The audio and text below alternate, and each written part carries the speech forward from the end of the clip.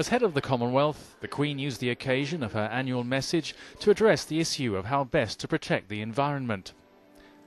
During the Commonwealth Observance Service at Westminster Abbey, she urged that Commonwealth members in the developed world should help those suffering most from the impact of climate change.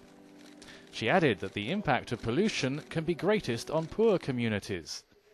Those communities or nations may contribute less than the developed world in terms of CO2 emissions, yet at the same time they need to develop their economies.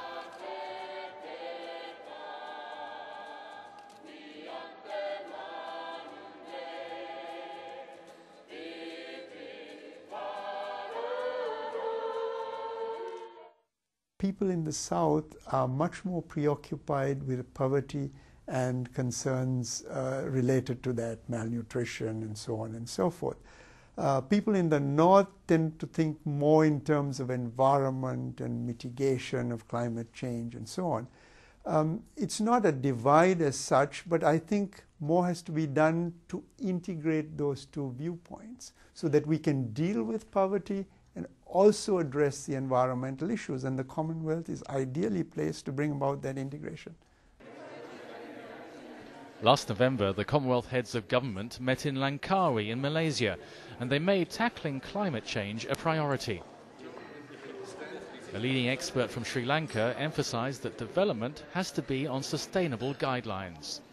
The poor quite justifiably want to become rich, but I think they should be also aware of the responsibility that if they become rich in the same way as the rich of today, follow the same industrialization pattern, then the world is surely doomed, because we cannot afford that amount of pollution. So the partnership essentially is that the rich have to provide the technological and financial resources which will allow the poor to develop in a more sustainable way.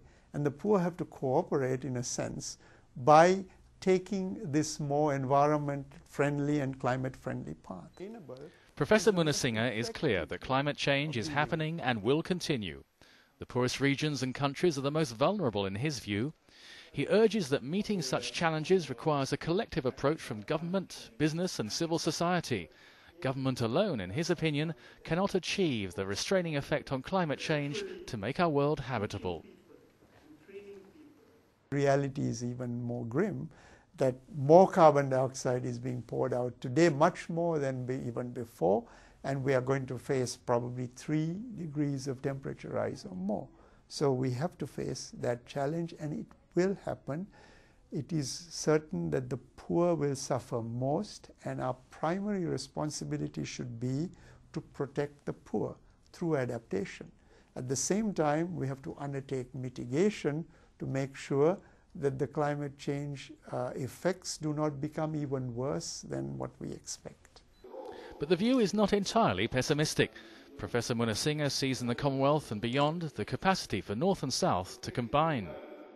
Today we have many examples of good practice, of making development more sustainable, of addressing not only climate change but poverty, malnutrition and all of these. Good examples that can be replicated in other places. So there is really no excuse not to do it.